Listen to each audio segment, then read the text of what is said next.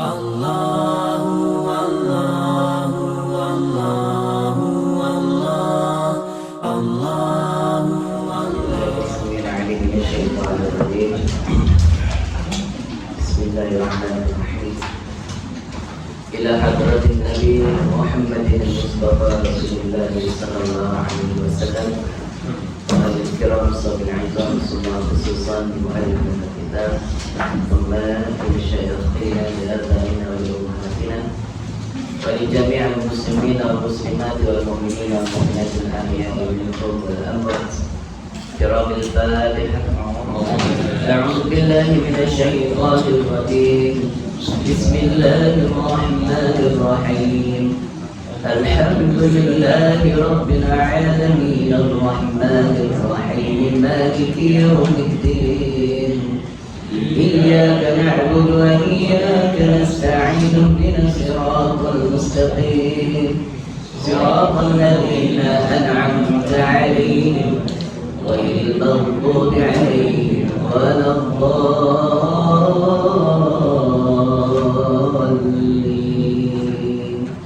رب اغفر ولوالدينا.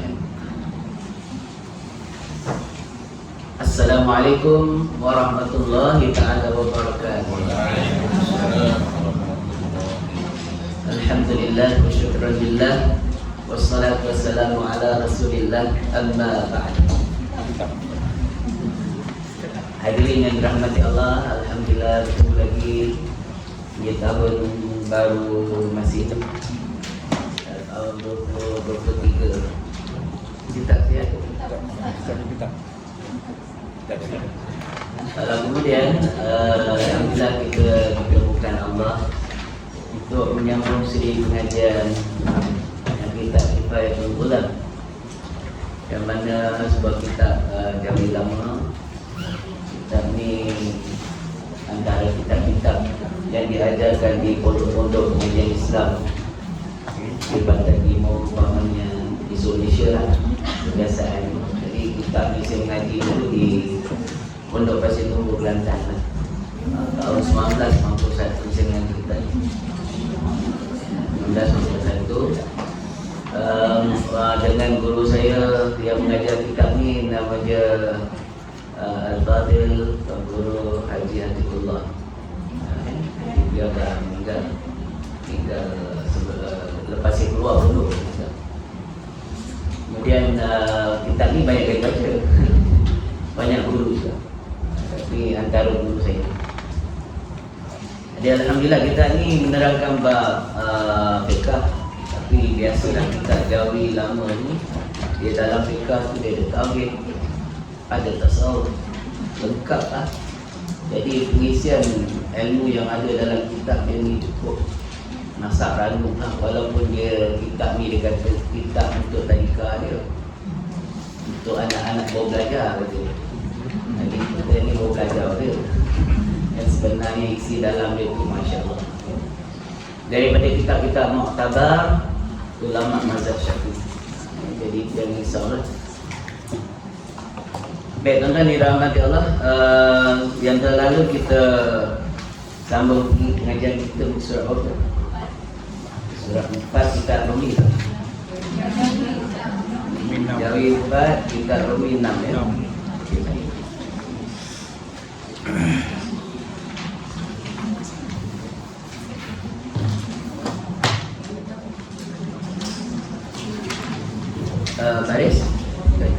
Baris daripada atas.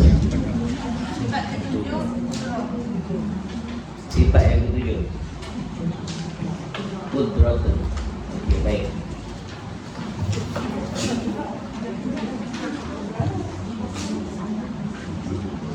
Jadi sebelum saya tutup pengajian kemarin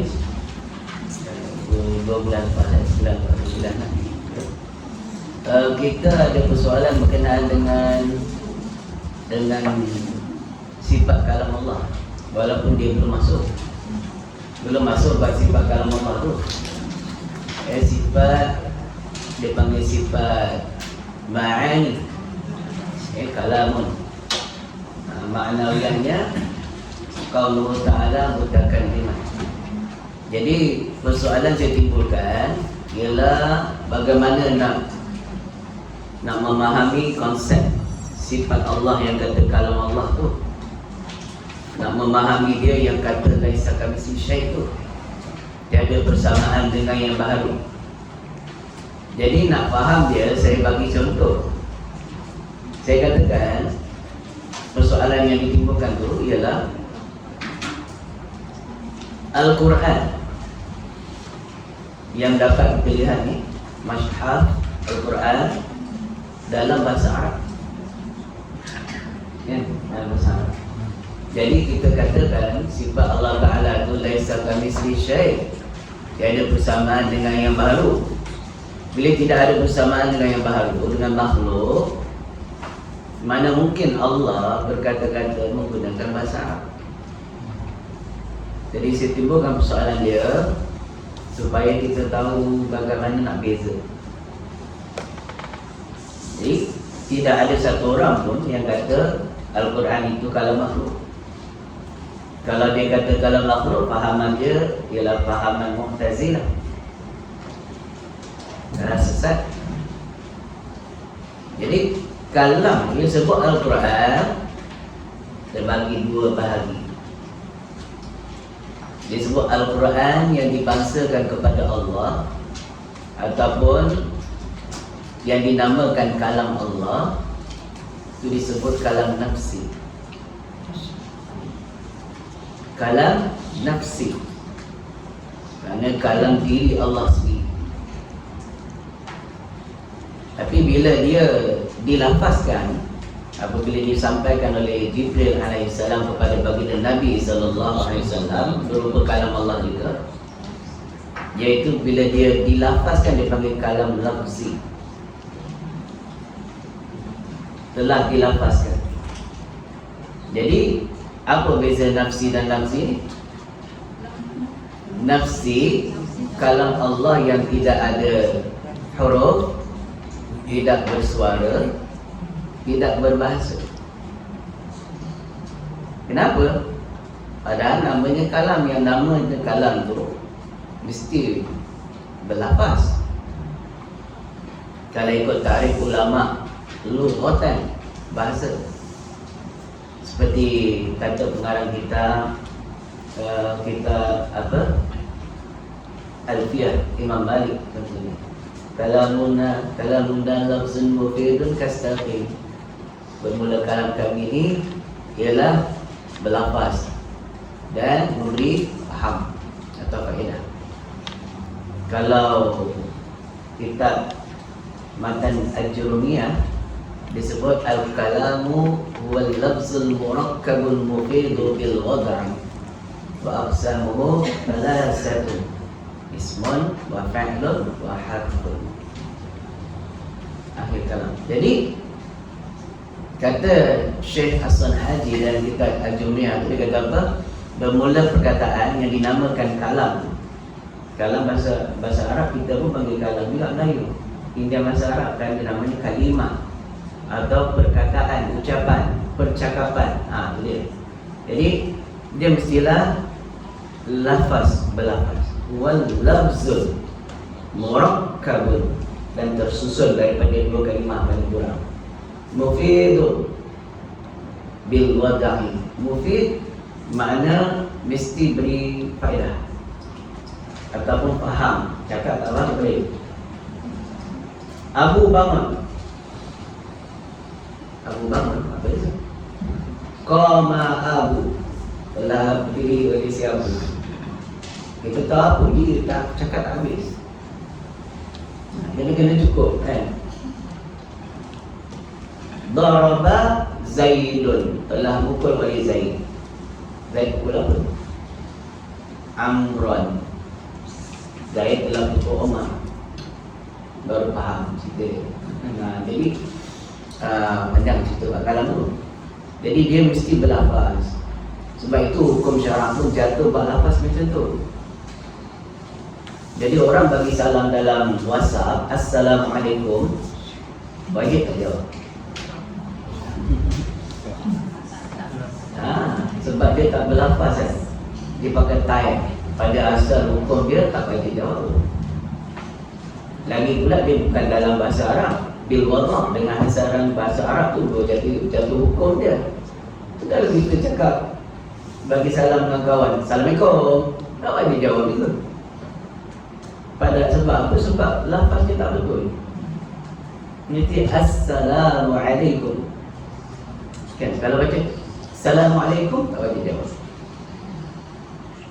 Dan tak sempurna lafaz pula. Dia ada syarat salah lafaz.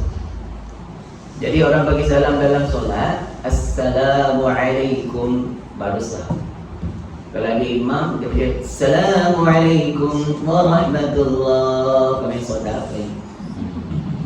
Tapi alif lam dibuang, lafaz alif lam al dibuang, tak sah. Salam tu baik ni tak sah, kita wajib mufarakah. Kalau kita ikut salam, kita bakal kita kena niat mufarakah dulu, baru kita beri salam. Kenapa? Kerana imam telah membatalkan terbatas baik imam dengan sebab lafaz salamnya salah. Jadi syarat sah tu ada 7 syarat sah.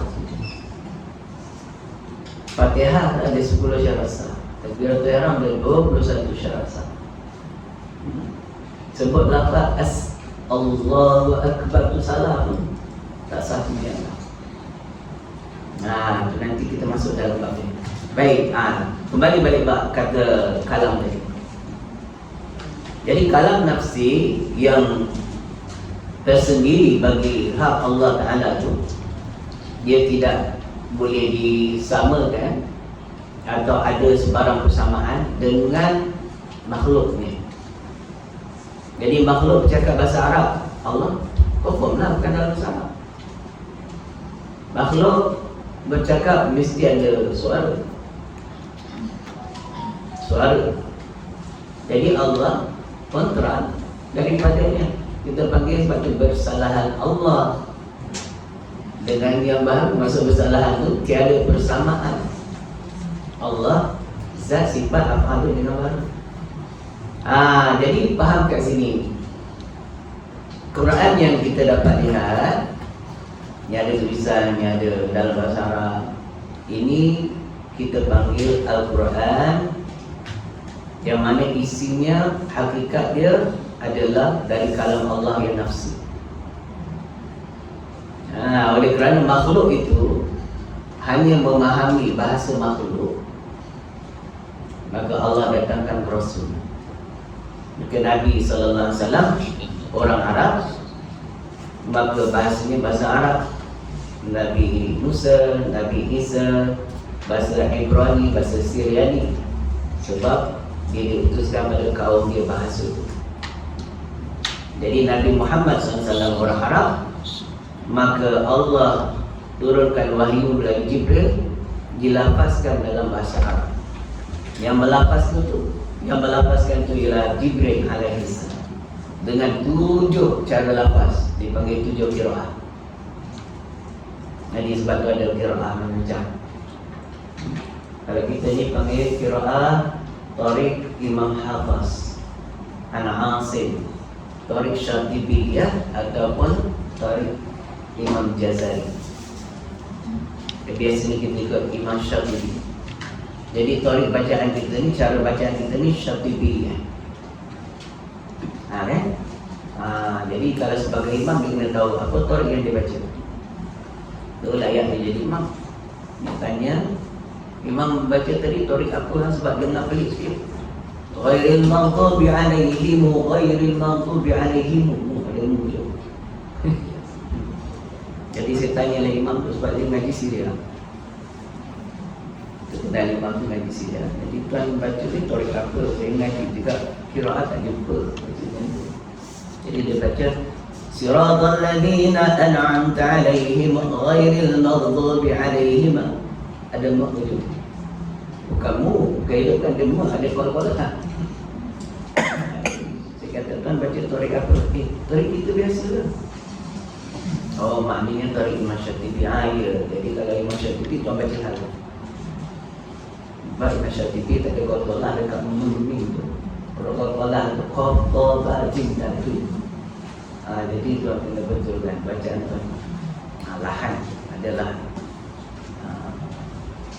habis. Jadi yang kata kalam Allah ni, saya buat bandingan. Allah Maha Suci daripada sebarang contoh dan bandingan, tapi ia untuk memahamkan sifat kalam. Jadi dalam kategori makhluk manusia, supaya faham, katakanlah saya artis lah. Saya artis popular, satu dunia kenal. Jadi wartawan satu dunia akan hantar wakil dia, pihak media akan hantar wakil dia, wartawan, untuk interview saya. Jadi bila satu orang wartawan tanya daripada China, saya jawab dalam bahasa saya, bahasa Melayu lah. Dah kahwin ke? Dah. Anak berapa? 10 contoh. Anak saya 6. Jadi dia cakapnya tu, media wartawan daripada China, daripada India, daripada Arab, daripada orang putih, semua akan tulis apa yang saya cakap. Lalu mereka balik ke tempat masing-masing dan menyebarkan apa yang saya cakap dalam apa yang saya cakap dalam bahasa dia. Dia cakap bahasa Melayu ni, tapi apa yang saya cakap dia orang tak tambah sikit je dan tak kurang sikit pun. Kan? Saya cakap dalam bahasa Melayu, saya seorang isteri, anaknya 6. Dia akan tulis dalam bahasa Cina itu juga, India itu juga, Arab itu juga. Kan? Itulah bandingan. Allah berkata-kata dalam bahasa dia yang qadim lagi azali, dapat dipahami oleh pesuruh dia, itu Jibril AS. Lalu Jibril menyampaikan ke dalam bahasa Arab, iaitulah bahasa Nabi Muhammad SAW. Jadi hakikat Al-Quran, kalam tadi itu ialah kalam Allah Ta'ala. Tidak ditambah sedikit, tidak dikurang walaupun sedikit. Jadi faham? Tak boleh kata ada suara yang qadim. Suara itu sendiri makhluk kan? Suara itu makhluk. Allah jadikan cara bercakapnya makhluk menggunakan suara. Jadi Allah tak mungkin menggunakan suara. Itu kan? Faham tak? Alhamdulillah. Okey, cukup. Baru kita masuk mukadimah. Minum dulu.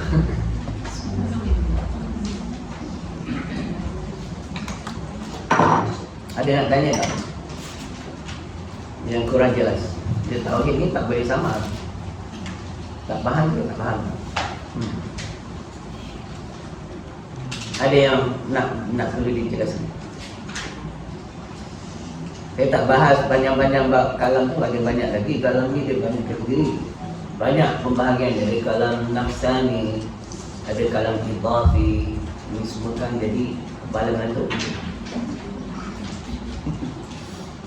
Ada kalam, kita panggil kalam qadim. Apa dia kalam qadim?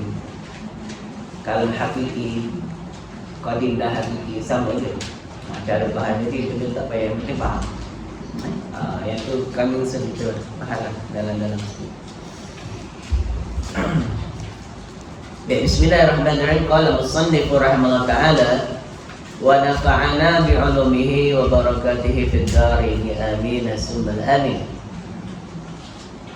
Qala musannif ketujuh, yakni sifat yang wajib ada pada zat Allah Ta'ala tu namanya qudratun.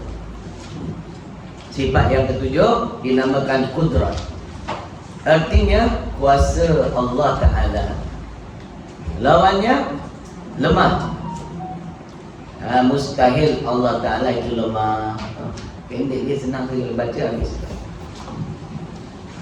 Jadi qudrat, iradat, ilmun, hayat, sama, basar, kalam. 7 sifat ni dinamakan dengan sifat wujudi. Sifat wujudiyah. Makna wujudiyah ialah sifat yang ada, yang benar-benar ada di zat Allah, yang wujud di zat Allah. Sifat tu Tapi sifat yang lain itu tak benar-benar wujud ke? Wujud juga. Tapi wujudnya sifat yang lain itu ada kategorinya haliyah. Jadi sifat yang menunjukkan keadaan ketuhanan. Seperti wahdaniyatun, Esa Allah. Apa makna Esa? Tak berbilang-bilang. Ia menunjukkan keadaan sebagai Tuhan itu mestilah tidak boleh 2 dan 3. Jadi tidak berbilang, dia mesti satu. Satunya juga tidak berbilang. Tidak seperti makhluk, satunya berbilang. Sama ada daripada sudut luaran. Satu orang manusia, bukan berarti manusia itu ada satu je, berjuta-juta pria. Bentuknya sama. Batu, banyak batu. Batu karang, batu api, batu dia. Jadi makhluk, satunya makhluk, masih ada makhluk seumpama dia. Satunya Allah, tidak ada seumpama dia. Itu dia panggil kam munfasil pada zat. Tidak ada pada Allah Ta'ala, tapi ada pada makhluk dia. Ada juga dipanggil kam muttasil, beberapa perkara yang berhubung di dalam zat itu sendiri. Jadi satunya zat makhluk terdiri daripada banyak anasir, unsur. Ada darah, ada daging, ada tulang dalam diri kita kan. Jadi baru terbentuk, baru jadi satu orang makhluk. Jadi Allah tidak ada pada zat dia itu kam muttasil nama dia. Jadi perkara yang terhimpun dalam satu zat itu tak ada. Ya, baik. Perkara yang berhubung dengan zat tak ada. Dia semata-mata zat yang Esa.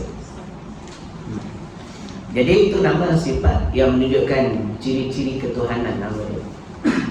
Tak dinamakan sifat wujudi, tapi dinamakan dia sifat apa? Nafsiyah. Sifat nafsiyah ialah sifat yang nak menafikan barang yang tidak layak bagi Tuhan. Sebagai Tuhan, dia tak layak begini, yang layak begini. Sebagai seorang wanita, layaknya begini. Takkan wanita ada ciri-ciri lelaki tak layak bagi. Tak dinamakan dia wanita kan? Agak dia keras ke, tak ada pun perhiasannya, tak ada nampak lelakinya, takkan orang panggil wanita. Gitu, habis. Jadi sifat kudrat Allah, mana berkuasa Allah Ta'ala ni, dulu, kini dan selama. Betul penggunaan bahasa tadi. Dulu kita panggil suluhi qadim. Sebelum ada sesuatu, Allah Maha berkuasa dan sifat berkuasa Allah itu tetap telah ada. Kemudian qabdah. Sebelum Allah nak jadikan sesuatu, sebelum dia tanjizi hadis, masih di dalam ta'alluq kekuasaan Allah nak menjadikan seseorang atau tidak mahu menjadikan dia. Dan setelah orang itu dijadikan, makhluk itu dijadikan, dia panggil suluhi, dia panggil tanjizi hadis. Pun di dalam takluk kudrat Allah. Jadi secara kasarnya ada 3. Ya, suluhi qadim, qabdah dan tanjizi hadis. Tapi kalau dipecah jadi 8 bahagian. Tapi cukup faham kita ni, benda tu sama je. Makhluk yang telah dijadikan akan datang kali dimatikan, binasa dalam takluk Tuhan lagi. Kemudian dihidupkan lagi, semua dalam takluk kudrat Tuhan. Jadi nak faham sifat kudrat Allah ni, takluknya kepada apa? Apa makna takluk ni? Yang berhubung ataupun kerja sifat kudrat, kita panggil takluk. Baik. Tak faham lagi tu. Saya bagi contoh ya. Baik. kerja bagi sifat kudrat ni, sifat kudrat Allah Ta'ala ni ialah menjadikan tiap-tiap yang harus adanya, menciptakan benda yang harus jadi. Jadi dia tidak tertakluk pada menciptakan perkara yang wajib ada dan perkara yang mustahil ada. Jadi apa dia perkara yang harus ada menurut itu? Iaitu makhluk. Makhluk ini semuanya bersifat harus. Dia panggil mungkinat bahasa Arab. Mungkin bahasa Melayu juga. Mungkin, tidak mungkin berpaling. Mungkin kan? Mungkin itu makna satu benda yang boleh jadi ada, boleh tidak ada. Jadi itulah harus daripada sudut bahasa Arab. Dia panggil mungkinat. Itu benda yang harus adanya. Jadi harusnya adanya makhluk ni membawa maksud dulu tiada, kemudian dia ada. Dan bila-bila masa boleh ditiada. Itu baik. Benda yang perkara yang wajib ada seperti zat Allah dan sifat Allah, dia wajib ada. Jadi dia tidak tertakluk dalam urusan kudrat Tuhan, kudrat Allah. Itu juga perkara yang mustahil adanya, seperti kewujudan Tuhan yang lain selain daripada Allah. Itu perkara yang mustahil ada. Jadi Allah, yang sifat kudrat Allah tadi tidak tertakluk pada urusan nak menciptakan makhluk ataupun menciptakan Tuhan yang lain selain pada dia. Sebab benda itu mustahil ada. Itu juga benda yang mustahil itu seperti dunia yang pergi besar nak dimasukkan dalam lubang jarum yang kecil tanpa dibesarkan jarum. Itu bukan kerja kudrat sifat Tuhan. Tak ada air. Jadi dah faham kat situ. Jadi sifat kudrat Allah Ta'ala ini kerjanya menciptakan tiap-tiap barang sesuatu selain daripada Allah. Sudah faham kan? Jadi bila orang tanya satu soalan yang bukan konteks yang betul, tak perlu jawab pun kita tahu dah jawapannya. Seperti soalan yang saya timbulkan dulu, bolehkah Allah ciptakan satu benda yang sangat besar, yang berat, sampai di sini tak boleh angkat benda itu? Soalan itu tak relevan. Sebab bukan takluk kerja sifat Tuhan. Bukan masalah Tuhan tak boleh ciptakan, dia boleh ciptakan apa saja. Tapi itu perkara yang mustahil kewujudannya. Itulah jawapannya. Kan? Habis. Itu dia kata kudrat. Ada soalan? Nak lanjut lagi? Baik, yang seterusnya yang ke-8, iradatun, artinya berkehendak Allah Ta'ala. Lawannya tiada berkehendak. Mustahil Allah Ta'ala itu tidak berkehendak. Jadi orang akan tanya, orang kafir kalau kita kata Allah itu ada sifat berkehendak, dia akan tanya, mana bukti dia? Kita sendiri pun nakkan bukti, nakkan dalil dia mengatakan Allah itu berkehendak. Itu wujudnya alam, wujudnya kita. Itu tanda Allah berkehendak menjadikan kita, menjadikan alam. Alam pun telah diwujudkan, makhluk telah diwujudkan. Itu ada sifat berkehendak Allah. Itu dia. Dan dia juga bertakluk kepada mungkinan. Dan berkehendak Allah Ta'ala pada menjadikan sesuatu atau meninggalkan daripada menjadikan. Habis. Kemudian laju jalan ni ya. Yang ke-9-nya, sifat yang wajib ada pada Allah Ta'ala itu nama dia ilmun. Artinya tahu Allah Ta'ala. Lawannya jahil. Mustahil Allah Ta'ala itu jahil. Jadi sifat ilmu Allah Ta'ala ni dipanggil, ada satu taklukan dia, nama dia takluk dia panggil inkishaf. Jadi sifat ilmu, sifat sama, sifat basar, dia takluk inkishaf. Tapi berbeza antara inkishafnya sifat basar dengan inkishafnya sifat ilmu. Tahap. Apa makna inkishaf? Jelas, terang dan nyata pada hak Allah Ta'ala. akan tiap-tiap barang sesuatu. Tidak ada yang terlindung daripada pengetahuan Allah Ta'ala. Jadi ia juga takluk pada perkara yang mustahil ada, perkara yang harus ada dan wajib ada. Taklukkan sifat ilmu tak sama dengan kudrat. Kalau kudrat hanya pada kemungkinan, tapi sifat ilmu dia bertakluk kepada semua yang ada, semua yang tiada, semua yang wujud, semua yang tak wujud, yang tak mungkin wujud, yang mustahil adanya. Seperti Syarikul Bari. Mana Syarikul Bari itu? Tuhan selain daripada Allah. Allah tahu bahawa dia tidak akan pernah ada Tuhan selain daripada. Jadi semua perkara tidak terlindung, hatta kalam nafsani yang ada dalam diri kita. Apa nafsani itu? Kata-kata hati. Sehingga Allah sebut di dalam Quran, innallaha alimun bima fis sudur. Sehingga Allah Ta'ala sangat mengetahui akan barang perkara yang ada di dalam hati kita semua. Apa yang kita telita dalam hati, kata-kata hati, panggil kalam nafsani. Apa yang kita katakan dalam mimpi, siapa yang berkata dalam mimpi itu? Makhluk juga. Tak ada suara, ada suara. Tak ada, tapi faham, boleh dengar pula tu.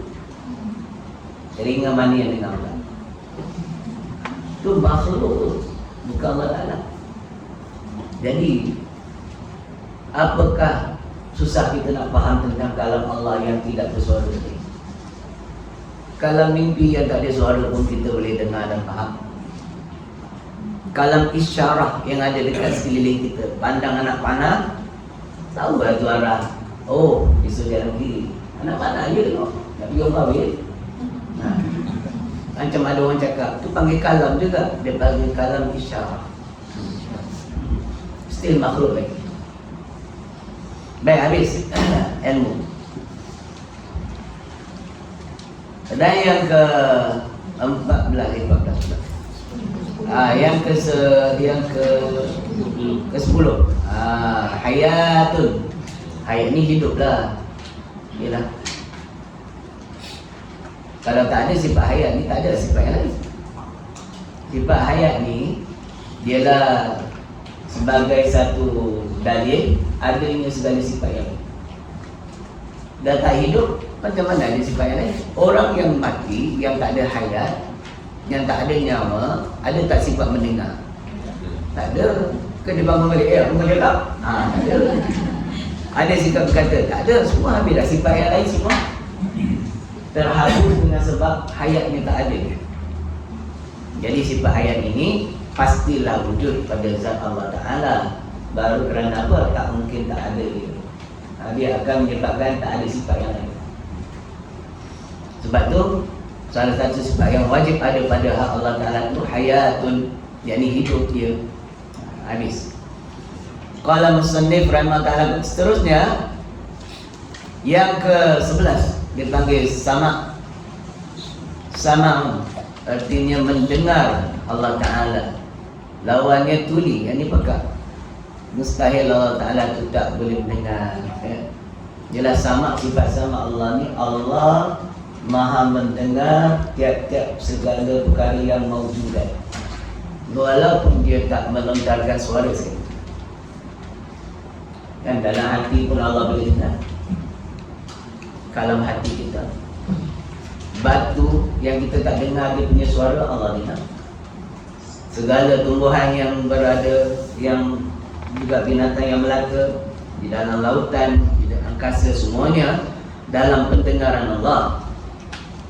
Atas setiap makhluk Allah ni semuanya berzikir, bertasbih, memuji Allah, mensucikan Allah daripada segala sifat kekurangan.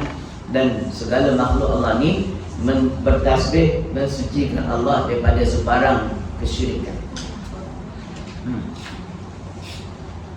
Semua makhluk, termasuk lalat. Tapi lalat itu kita bunuh.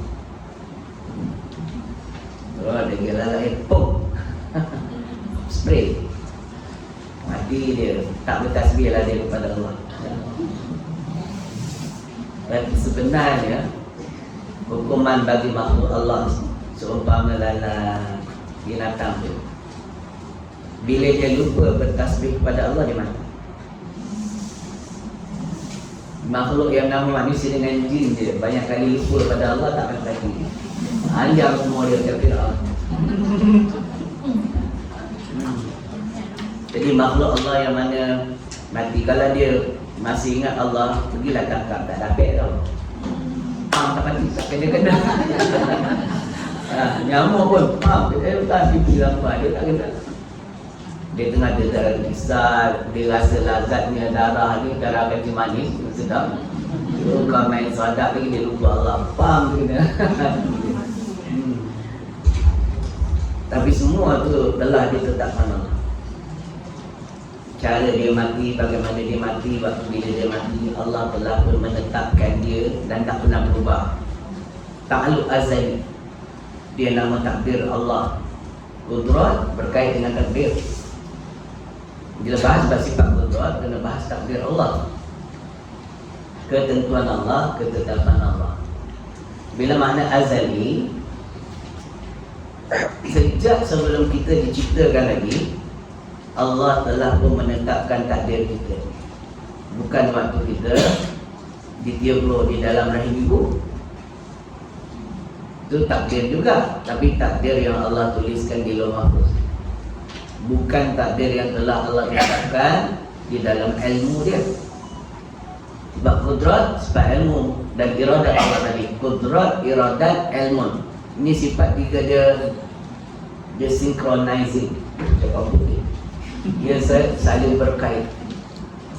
Dia tak tercerai. Tak sama dengan kita makhluk. Kita makhluk ada kudrat, ada. Ada ilmu pengetahuan, ada. Ada kehendak, ada keinginan. Kita dinama keinginan, Allah tak. Sebab Allah tak ada hati makhluk. Allah ada berkehendak. Jadi kita yang ada tiga benda ni tak synchronize. Dalam akal pemikiran, nak buat cawan tu macam ni bentuk dia, ilmu. Kuasa untuk menjadikan dia, nak bina dia, pakai cetakan kilang atau buat manual. Dalam kita buat itu pun, walaupun pakai mesin, dia sopek sana, ada pecah sana, ada bengok sana, ada kita panggil error. Walaupun mesin yang sama, tetap kena buat QC check up. Kenapa? Dia takkan jadi seperti apa dalam ilmu itu. Sebab tak sinkron. Itu juga, apa yang kita nak jadi lain. Nak lain jadilah lain. Nak buat rumah macam ni, oh dah buat pelan cantik tadi. Tiba-tiba, alamak, ada di sini. Ada dia tak perfect. Tapi Allah Ta'ala tak. Dia nakkan sesuatu, nak jadikan sesuatu begitu, dalam ilmunya begini, begitulah dijadikan dia. Maka Allah berkehendak menjadikan orang yang cacatnya begitu, matanya tak nampak. Bukan sebab Allah salah jadikan dia, tak. Memang Allah nak jadikan macam itu. Jadi kudrat, iradat, ilmu, Allah Ta'ala sentiasa seiring. Boleh ke saya baca lambatnya? Okey. Tak, cara saya cakap lambat-lambat macam ni, kelak dulu. Oh ya, tak boleh lagi. Alah fiqah boleh. Ya, sebab saya risau bila salah faham dengan akidah dia, bahaya. Sebab keyakinan hati kan. Kalau kita cakap laju sangat, nak cepat habis kan, baik tak ngaji, baca sendiri. Bahaya. Salah faham besar.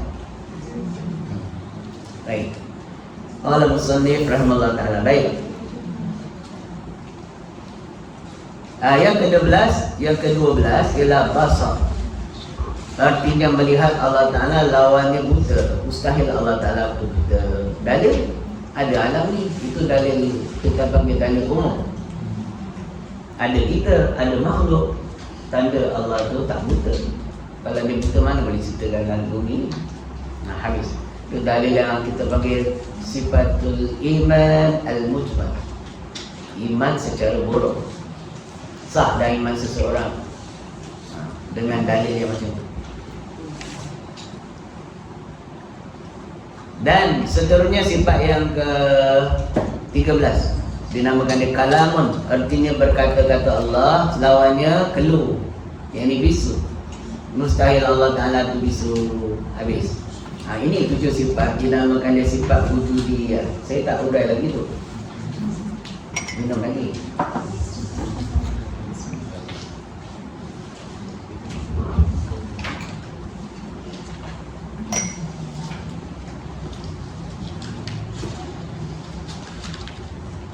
Baik, dalam kategori sifat 20 dia ada sifat nafsiyah, salbiyah, ma'ani ataupun nama lain dia wujudiyah.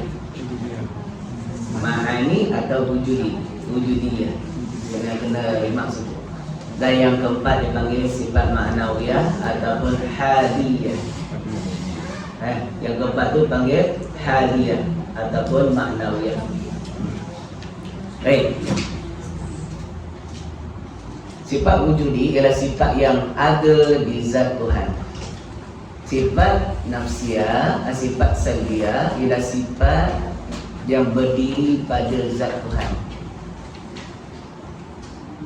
Ada orang panggil sifat yang ada pada zat dia, tapi dia lebih sesuai dikategorikan dengan bahasa berdiri pada zat. Apa makna berdiri? Rumah, mendirikan rumah, maksudnya kena cukup sifat dia. Ada batu, ada semen, ada besi, ada bumbung, semua ada. Jadi nak mendirikan rumah dia lengkap. Baru jadi sebuah rumah. Mendirikan solat, mesti cukup rukunnya, syarat sah dia, syarat sah bagi rukun dia, baru mendirikan solat. Ada orang solat tapi tak namakan mendiri. Kenapa? Mayangnya tak ada tumanina, so dia tak mendirikan solat. Tak dinamakan solat, maka Nabi suruh ulang sampai 3 kali satu orang lagi itu dengan sebab itu.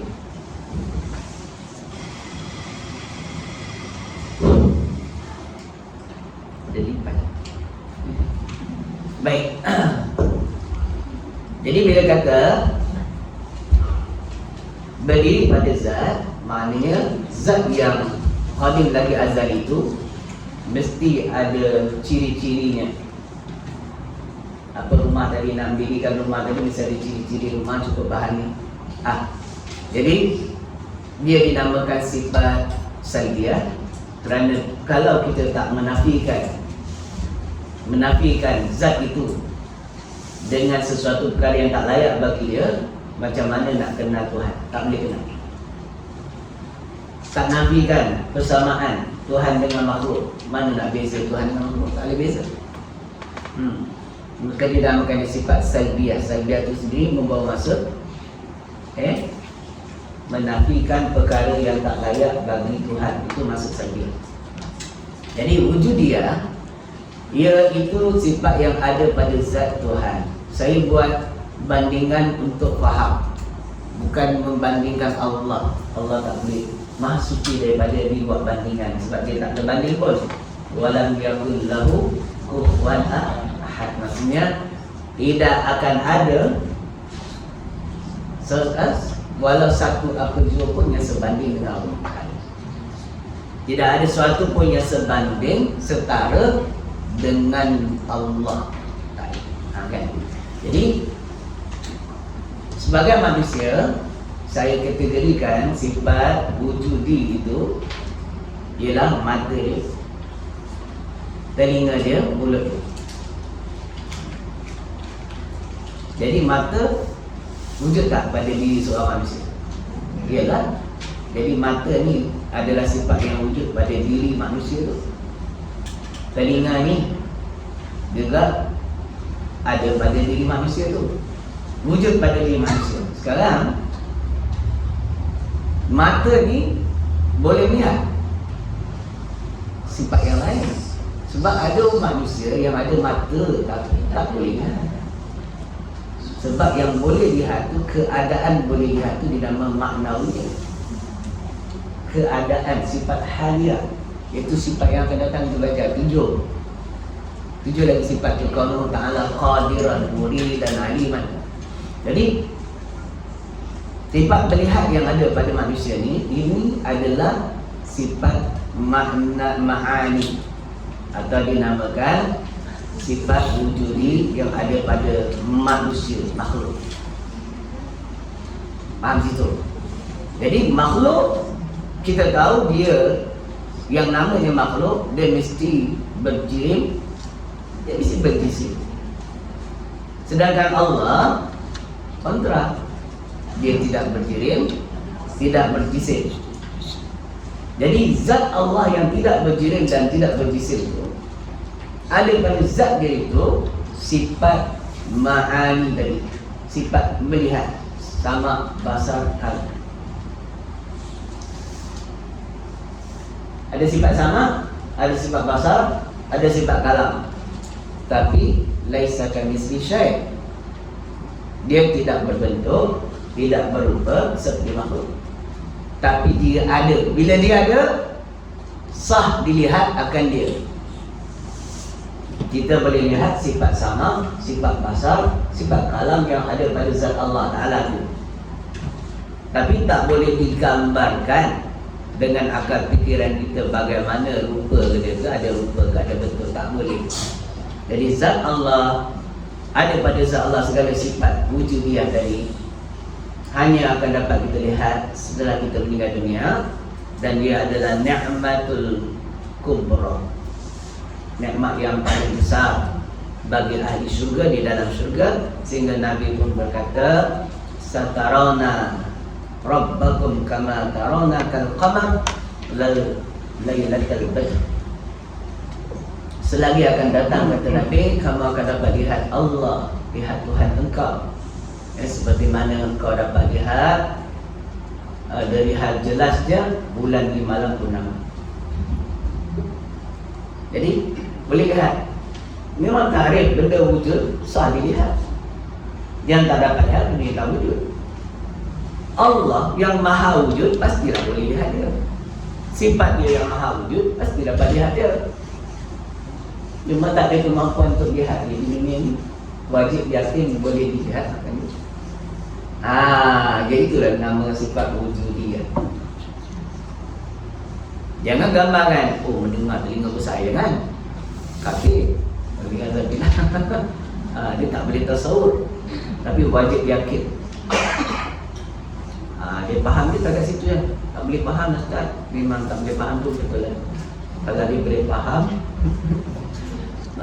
seperti faham makhluk ni, bagi Azabillah dah lain dari dia.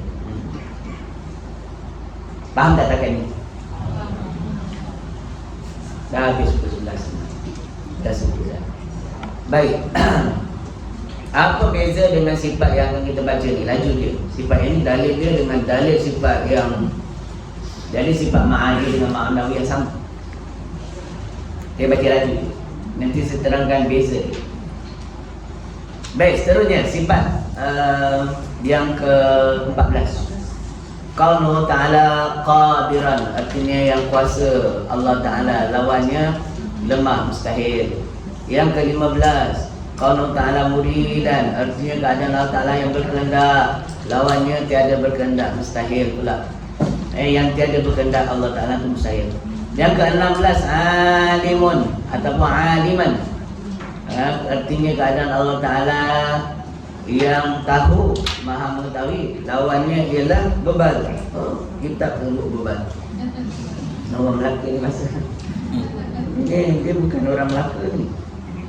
Dia orang mana? Bukan. Ini Minangkabau ni. Minangkabau. Disebut bebal juga.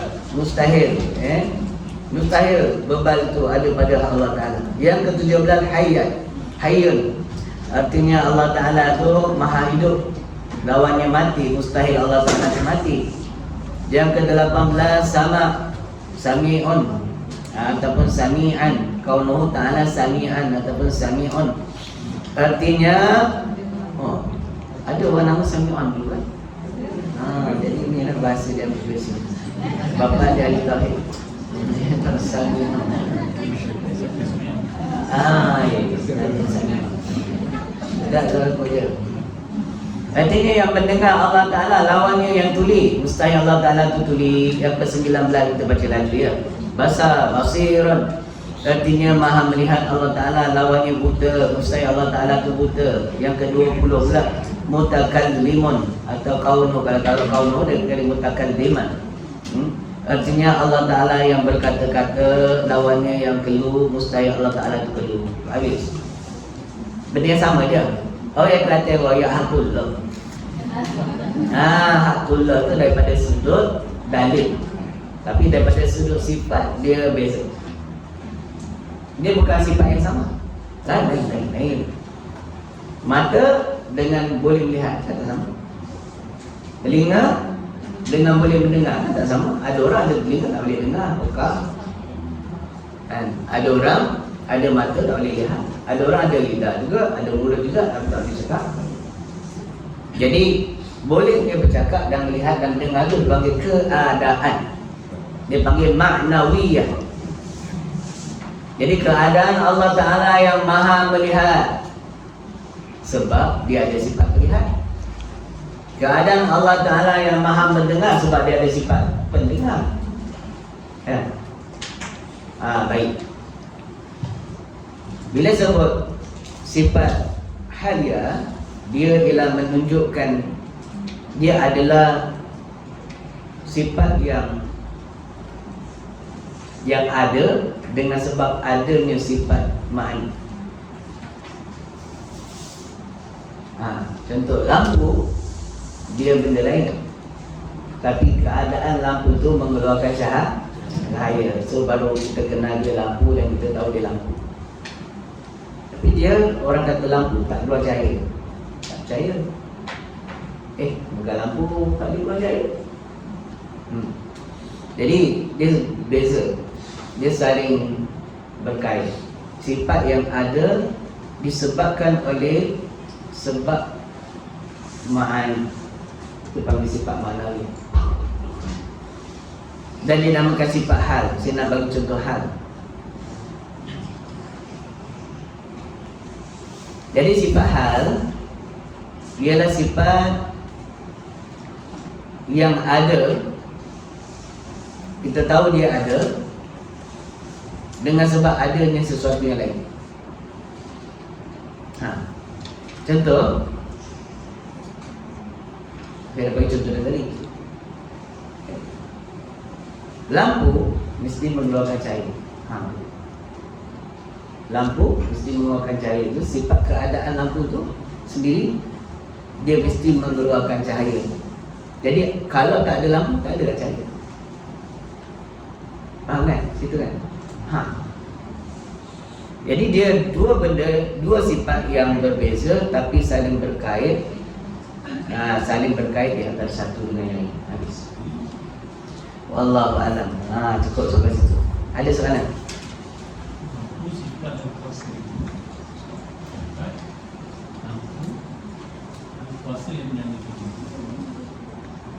Baik. Lampu kuasa yang menyalakan dia. Itu bagi makhluk, Allah letakkan kuat pada diri makhluk tu. Allah letakkan kuat pada mata, kemampuan untuk melihat, baru dia boleh lihat.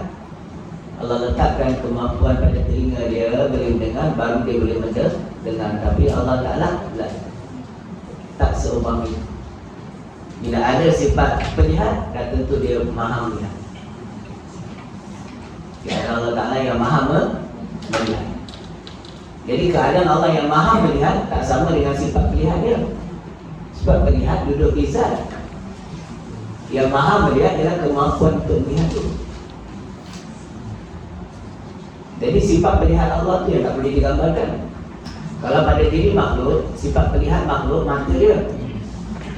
Tapi tak berarti dia ada terbeza dengan sifat boleh kemampuan untuk melihat.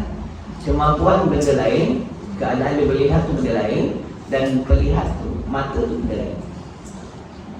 Itu sekadar nak bawa faham. Allah Ta'ala dia maha suci daripada berbentuk, berupa seperti makhluk. Cukup kita faham Allah tu boleh melihat dan dia ada sifat melihat. Allah.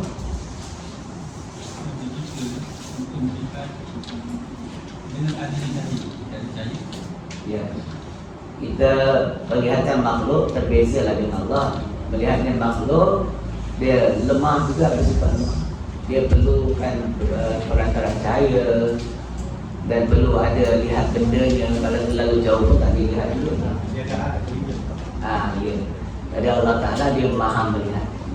Dia maha melihat maksudnya jauh ke, dekat ke, tersorok ke, tersembunyi semuanya dia tak terlepas dalam penglihatan Allah Ta'ala. Naik. Ada soalan tak? Tak masuk PK lagi ya?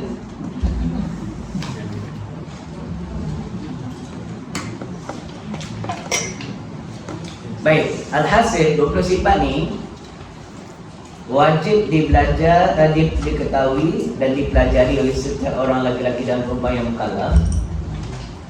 Wajib tu guna wajib aini. Hukum yang menetapkan wajib aini ialah ijma' ulama. Bukan pada zaman Nabi sallallahu alaihi wasallam. Pada zaman Nabi tidak dikenali dan tidak ada orang menyebutkan sifat menjadi sifat rukun. Tapi dia timbul pada zaman Imam Abu Hasan Asy'ari dan Abu Mansur Al-Maturidi, iaitu zaman tabi'in. Kerana apa? Kerana ketika itu umat telah banyak berlaku perpecahan akidah. Akidah yang sesat banyak timbul. Syiahnya, Mu'tazilahnya, golongan Khawarijnya. Jadi ulama bersusah payah menyusun hasil daripada Al-Quran dan hadis Nabi, disusun sedemikian rupa sekurang-kurang untuk seorang mukmin itu mengenal Allah mesti belajar sifat 20. Paling kurang untuk minimal. Jadi kalau tak belajar sifat 20 hukumnya berdosa. Dan ijma' tu, bila sebut ijma' tak boleh tolak dia. Sebab dalam di belakang dia Quran hadis. Tolak ijma' mana tolak Quran, tolak hadis. Jadi kalau orang tanya zaman Nabi sahabat tak belajar sifat 20, bahkan dia belajar lebih daripada 20 tu. Nabi ajar dia direct, lama pula tu 21 tahun. Kita ngaji 3-4 tahun boleh.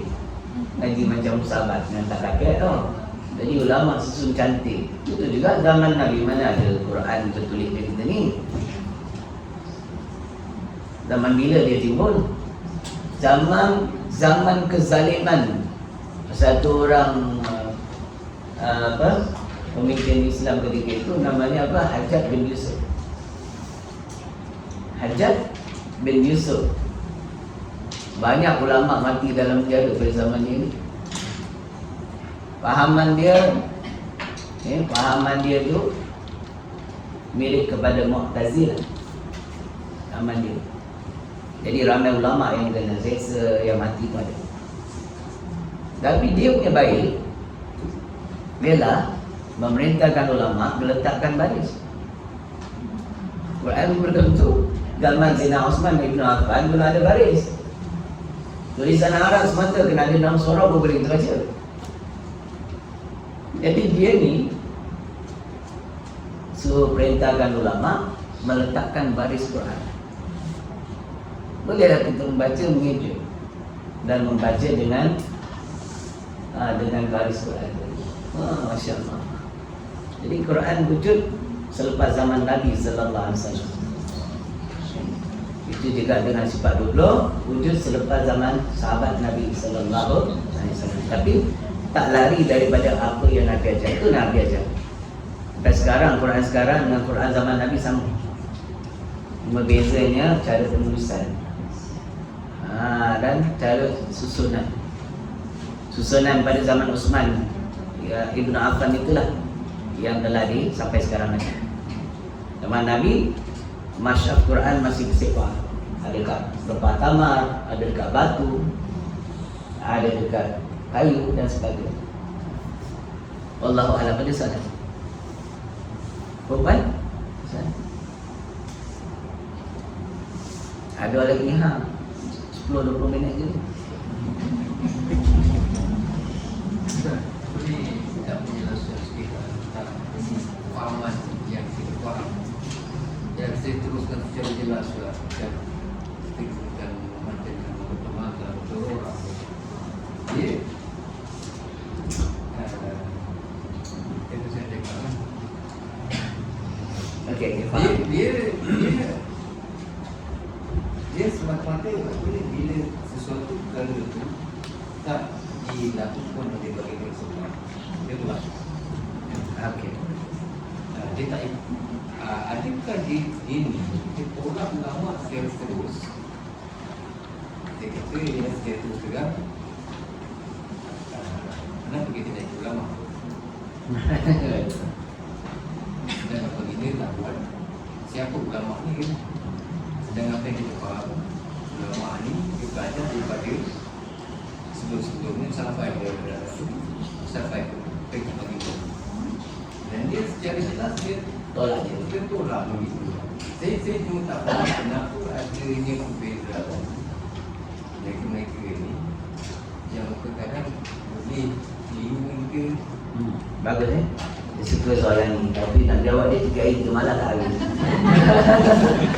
Tapi saya rekaskan supaya ambil poin dia lah Ada golongan kadang-kadang cendia kawan juga. Golongan yang kadang kita rasa belajar boleh tahan, tinggi juga. Tapi walaupun tinggi, tak heran kalau salah, silap. Sebab Iblis laknatullah pun tinggi belajar, dia ada kenal tangan sesat juga, mungkar juga. Jadi tak heran kalau ada orang title universiti tinggi-tinggi, belajar PhD bagai tapi sesat. Tak heran. Tak heran? Ke heran? Tak. Baik. Saya tak cakap dia sesat saya cakap perumpamaan secara cuma saya nak bagi tahu jangan kita taksub. Dia belajar ni dengan ulama pun kita tak disuruh taksub. Tak tu guru kena ramai. Tak boleh seorang supaya kita boleh faham, boleh beza pro and kontra. Jadi macam ni Allah Ta'ala sebut dalam Quran, fas'alu ahli dzikr in kuntum la ta'lamun.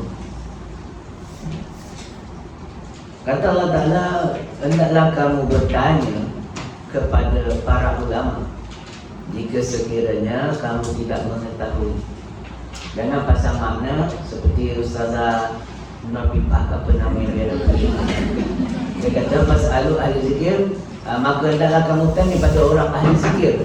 Ikut tu tak lamun sekiranya kamu tidak mengetahui. Ini lalu terminal. Ahli zikir tu kita boleh tafsir guna otak kita.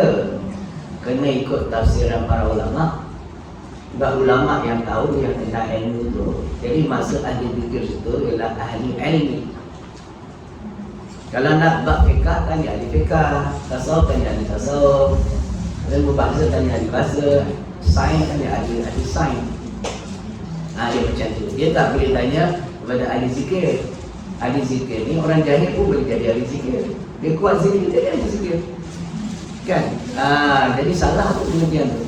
Jadi maksudnya ni lafaz tak ditolak oleh mana-mana ulama pun, maksudnya kena bertanya pada orang alim tentang satu hukum yang terkait dengan bidang itu jika sekiranya kita tak tahu.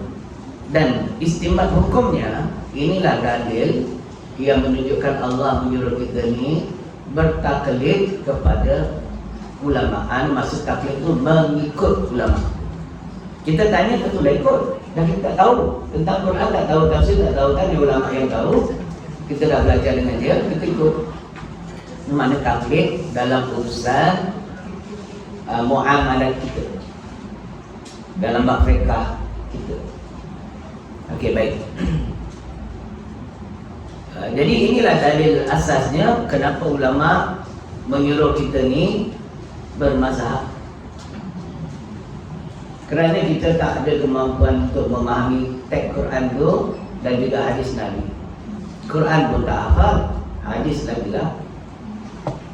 Mana kita ada hafal Al-Quran? Baik hafal satu bab, faham tak bahasa Quran tu? Tak faham juga. Kalau faham bahasa Arab pun masih tak faham lagi. Faham tak istimbat hukum yang ada dalam Quran? Faham tak asbabun nuzul? Kenapa ayat itu turun? Sebab dia berkait dengan sirah, sejarah dan juga hukum. Nah, jadi ini semua tak ada kemampuan, maka kita ikut orang yang berkemampuan. Nah, jadi dialah uraikan. Jadi kalau orang main ikut zahir ayat, dia akan banyak terpesong, banyak salah dan banyak sesat dia. Heran, padahal Nabi kata siapa pegang pada Quran, pegang pada sunnah, dia tidak akan tersesat selamanya. Iaitu mereka yang memahami Quran dan memahami sunnah. Dia pegang sebab dia faham dan belajar. So kalau dia semata-mata pegang tafsir sendiri, dia akan sesat. Itu dia. Baik. Jadi kalau kita tak ikut ulama, kita nak direct pada Quran dan hadis, kita akan tersesat jalan. Dia bagi satu ayat dia.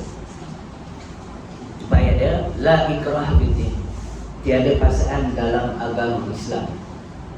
Dalam agama Islam tak ada paksaan. Faham tak? So boleh tak kita paksa orang pakai tudung? Dia kata tadi tak ada paksaan. La ikraha fiddin. Boleh tak paksa orang sembahyang? Boleh tak pukul anak kalau tak sembahyang? Padahal Nabi suruh pukul pula ni. Quran cakap lain, Nabi cakap lain. Boleh tak kita halang orang buat maksiat kat rumah? La ikraha fiddin. Dia bawa jantan masuk. Kita tahu dia janda ni.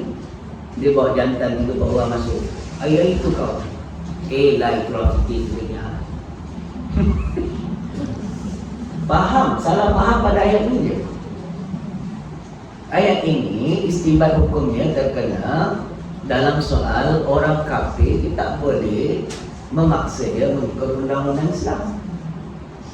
Dia orang kafir, kita paksa dia untuk ikut undang-undang Islam.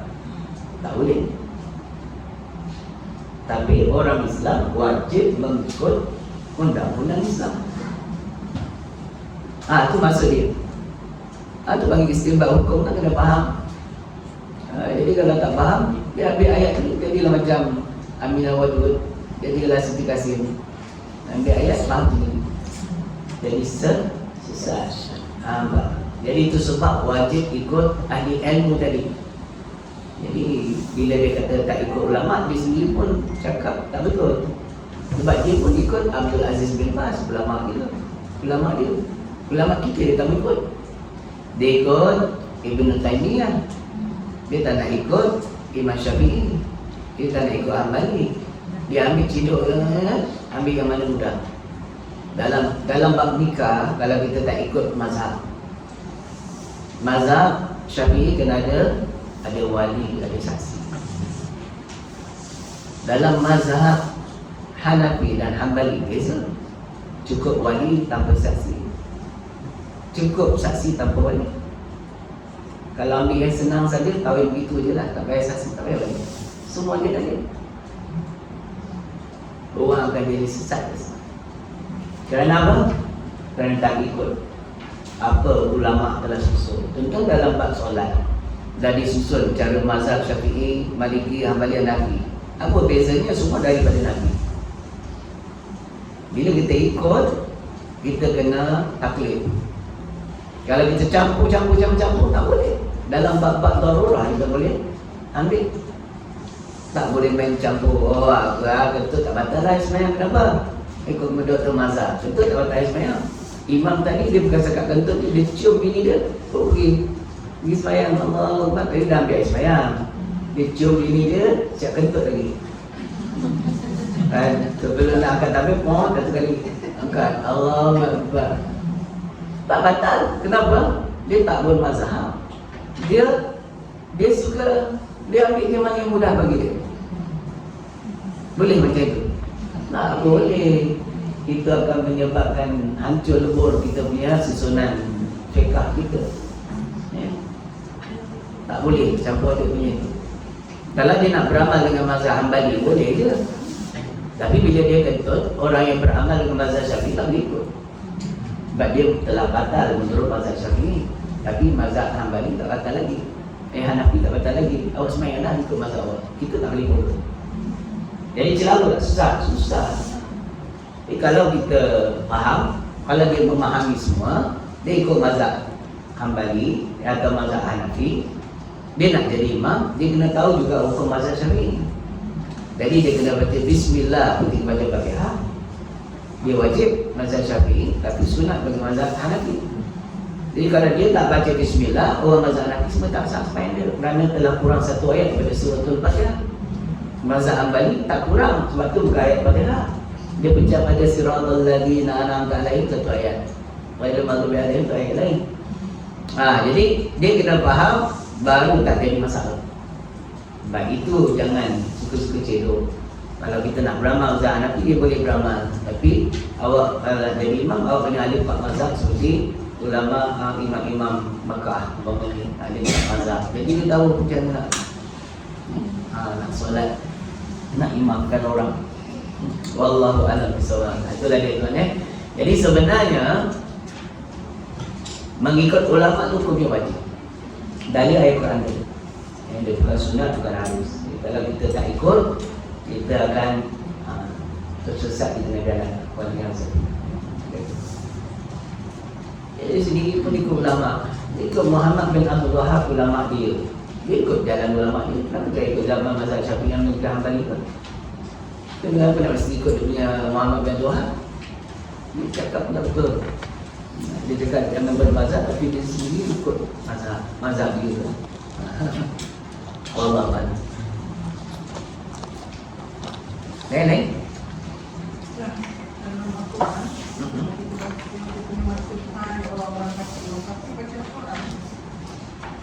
Macam mana?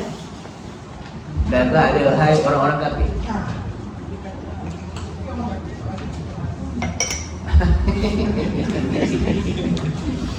Hai orang-orang yang kafir. Sebenarnya ayat Allah Ta'ala ni bil hikmah. Bahkan bila ada ramai dia orang kafir baca Quran, orang talis barang baca Quran, jadi terkenalah pada mereka. Dan walaupun begitu, bukan ayat itu bermaksud untuk orang kafir, untuk kita, untuk kita orang Islam memahami dia dan mengambil hikmah daripada dia. Jadi bila ada orang kafir yang baca, tersentaklah dia. Wallah, dalam kitab yang lain, kitab Samawi yang lain sama juga. Yang tak beriman dengan Nabi Isa dia tak kafir juga. Dia tahu hai orang kafir juga. Sama. Bagi dia kafir, dia pandang kita kafir apalah wali nazabillah. Kata lain. Dah ya. Bismillahirrahmanirrahim. Allahumma أبدا برحمتك يا أرحم الراحمين والحمد لله رب العالمين تقبل الله.